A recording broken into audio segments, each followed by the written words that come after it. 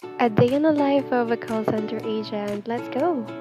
Pagpatak ng 7 PM, naalis ako agad yun sa bahay namin kasi baka maubutan na naman ako ng ulan. Hindi talaga, 7:00 ka talaga dito sa kanto kasi ang dalang dumaan ng mga jeep dito sa amin. Sobrang dalang na nadaan ng jeep. Ang dami-dami namin naghihintay dun sa may kanto lagi talaga. Like, nag-uunahan kami pag merong nadaan ng jeep. Mga kalahating oras, nandito na ako niya. Nadating na ako niya sa may Matina Crossing. Pagdating ko dito sa may tawid ng Matina Crossing, bababa na naman ulit ako for another bagong rota na naman ng jeep.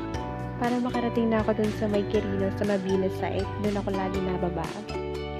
Malaki yung eyebags ko dyan pero slayable pa rin for today's video. Sakto naman mga 8 PM, nandyan ako sa may Quirino.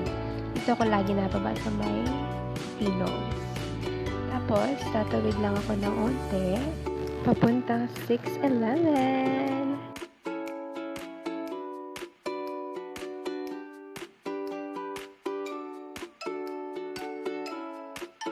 At nandito na tayo sa Site A ng 6-Eleven. Nasa gilid lang po ng entrance yung locker area namin. Kaya madali lang po talaga maghanap ng locker dyan. Ayan, so wakas nakarating na din. And after makahanap na tayo ng locker, we will put our bag inside. Of course, ating ilalock for today's video para hindi po mawala yung mga gamit natin. And 1 PM naman din ako laging nagla-lunch. And pag lunchtime, dito lang ako lagi natambay sa may nap room ng 6-Eleven sa likod. At of course, lagi kong kasabay si Ate April tsaka si May.